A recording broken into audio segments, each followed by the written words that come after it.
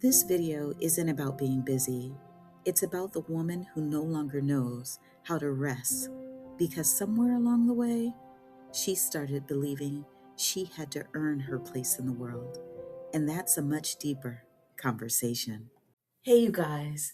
I have been thinking about something this week. It's been heavy on my heart and in my mind. I think one of the saddest things that can happen to a woman is that she becomes so good at taking care of everyone else that one day she wakes up and she literally forgot that she exists too. And I'm not talking about the physical component, I'm talking about the emotional and spiritual bandwidth that women carries because she becomes everyone's answer. But it seems like no one seems to ask her questions, right? I've met so many women over the years who can tell you exactly about everybody else's needs, their business. The husband is stressed out over XYZ. My daughter is struggling. My mom's not feeling well because of. My grandson needs help in school. My coworker, y'all, we even know about the coworker's business. The coworker is having a hard time with this and that. But when we as women get asked, well, how are you? How are you feeling? We almost don't know how to answer that. You'll notice when you ask, there's like a slight pause in the answer. And it's not because as women we're trying to hide anything, it's because it's rare that people ask us that, or we haven't been asked in so long. Or maybe it's because we haven't taken the time out to even ask ourselves how we're truly feeling. Look, you guys, I know that woman. I've been her, and sometimes I go back and forth with her. Okay? I'm that woman. You're that woman, right? Whether we admit it or not. When I was working in the emergency department, people used to tell me all the time, like, I don't know how you do it. I talked about that in the last video. I wore it as a badge, as a compliment, right? When they said that. But now I'm realizing it was really a warning because when people constantly admire how much you carry, they take it for granted and they stop noticing the heavy load. They just expect you to do it because you've been doing it. And eventually, over time, they just stop noticing it. And you stop noticing it and you just keep moving, you keep flowing, and you just wake up in the morning and you go to work. It's time to make the donuts, right? You come home, you're feeding everyone, you're cleaning up after everyone, you're washing the clothes, you're washing the floors, you're washing the walls, you're answering all the text messages and the emails. You are remembering all of the birthdays. You remember and make all of the appointments that need to be done in the household. You remember the lunch money that's needed, the field trip paper that needs to be signed. It is you. As women, it is us. We remember all the things except one very important thing. We don't remember ourselves. And somewhere along the line, that just starts to feel normal. That's what we're expected to do, right? Look, you guys, I remember working nights, 7 p.m. to 7 in the morning. And people always thought that the emergency department must have been the hardest part of my day, my shift, my life. And honestly, it wasn't. The hospital really, well, the emergency department, it really made sense, right? People came in hurting, and we did everything we could to help them. Some lived, some didn't. Some days were absolutely beautiful. And then there were other days that were truly heart wrenching. But every day, listen, every day I knew why. I knew why I was there. What exhausted me was coming back home. Because when I pulled into that driveway, my driveway, I knew my work was not over. I didn't get to breathe. I just got to change uniforms from scrubs to moo or whatever. And I didn't want to go inside because I was trying to gather enough strength to become the person everyone needed in that house. Listen, ENT became the mom became the chauffeur became the cook, honey, became the maid became the homework helper, the supervisor, and then the homework uh helper became the employee all over again. And before I knew it, before you knew it, another day has gone by.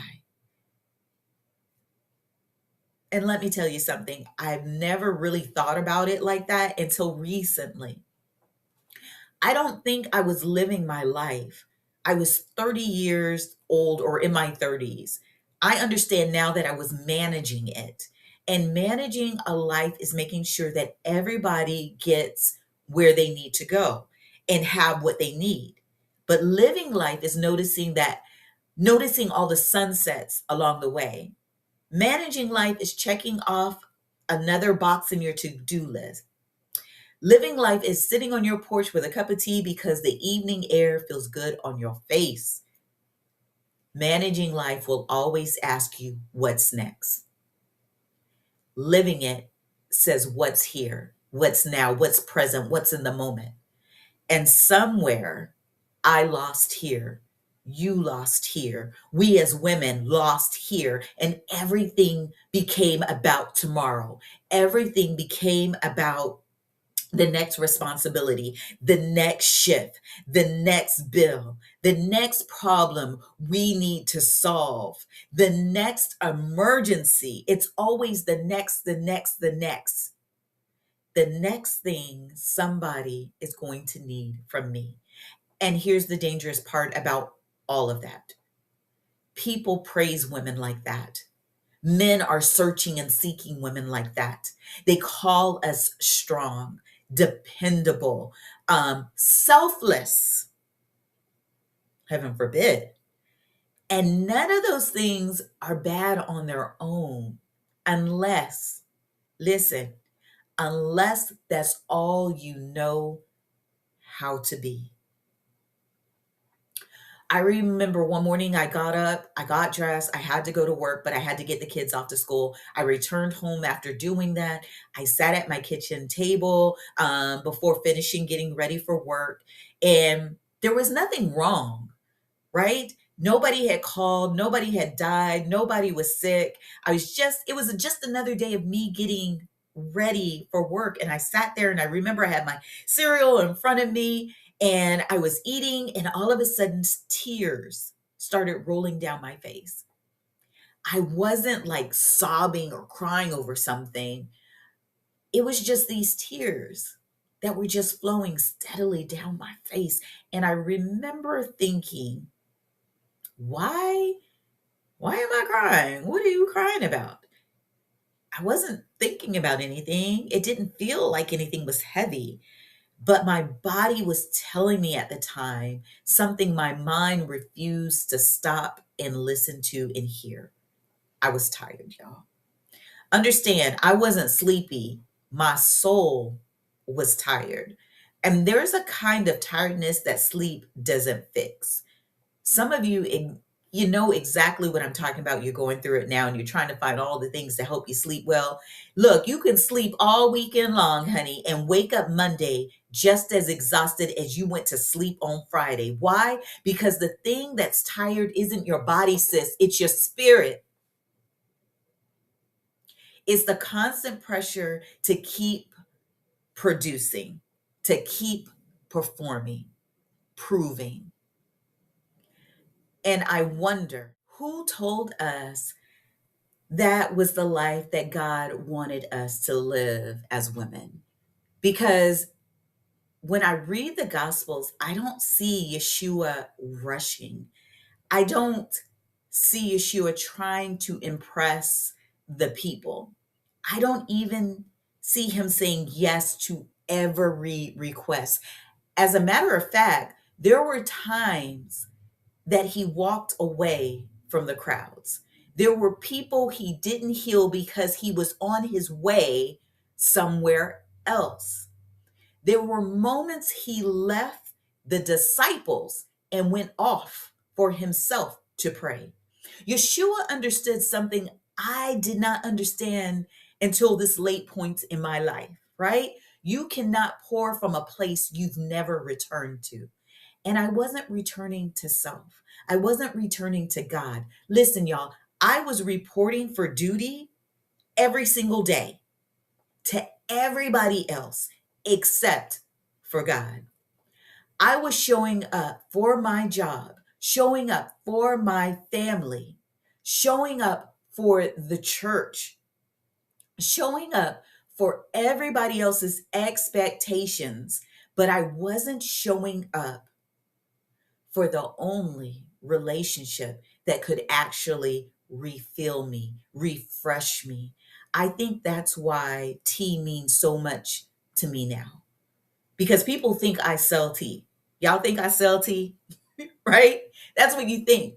But understand this, tea was never the point. It is a tool, it's a vehicle to get you there. Tea taught me something, right? It taught me not to rush. You cannot microwave your healing. You can't hurry peace. You can't speed up restoration.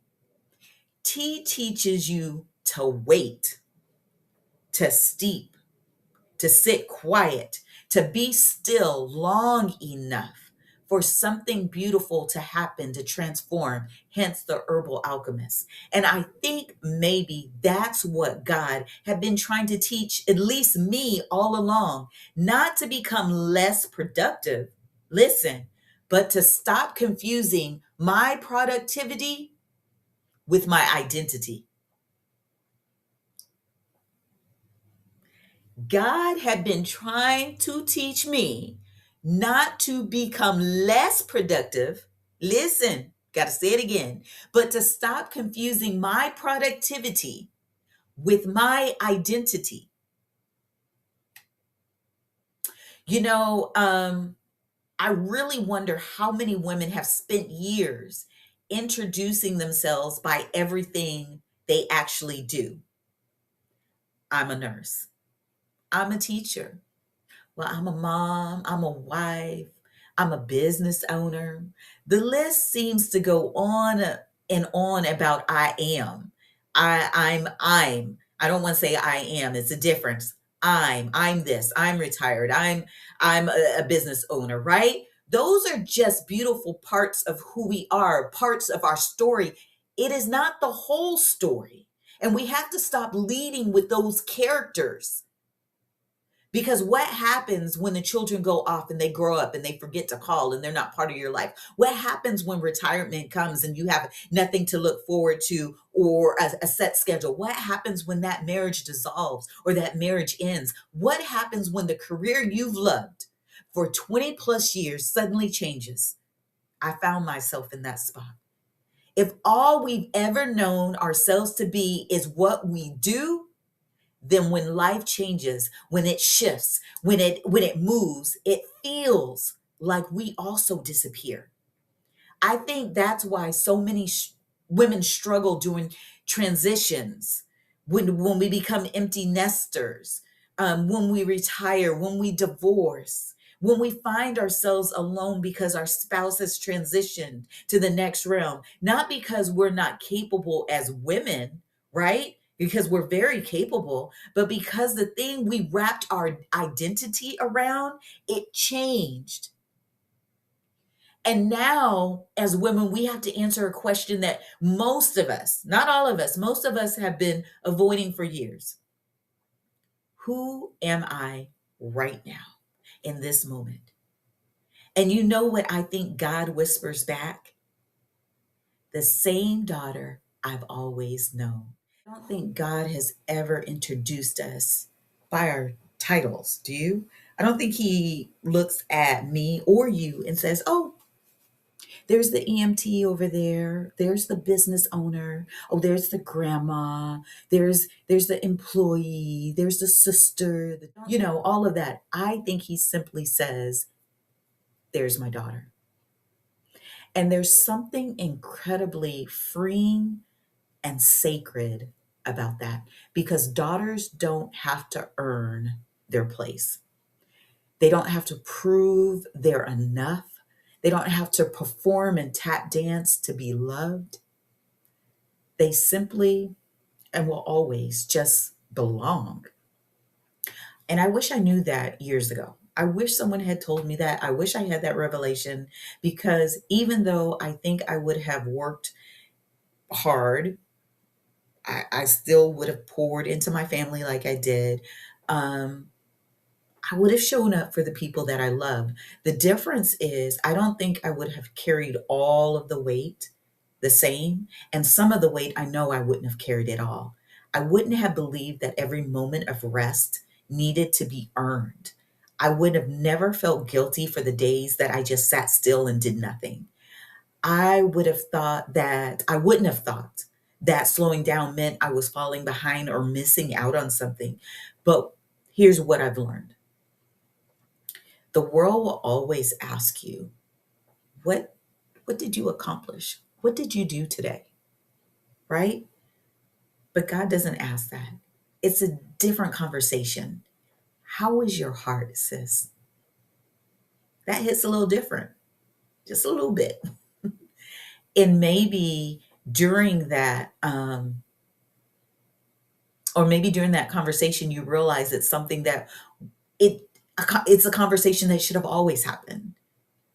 So if you're listening today and somewhere in this conversation you have recognized yourself in it, I want to encourage you to do two things. The first one, take one thing off of your calendar or off of your task for the day, just one. And I know it's hard because everything you do is important, right? But I want you to know that you are important too. So I want you to protect that hour. Don't fill it with any chores. Don't catch up on your laundry. I need you to silence your phones. Don't check the emails. Okay. I need you, sis, to get outside. I need you to read a chapter of a really good book. I need you to take a walk. I need you to breathe. I need your shoulders to relax. I need you to pour yourself a cup of tea and let your nervous system remember what it feels like not to be in a hurry, not to be rushed. And the second thing, okay, I want you to pay attention to how you answer this question the next time someone asks you, how are you?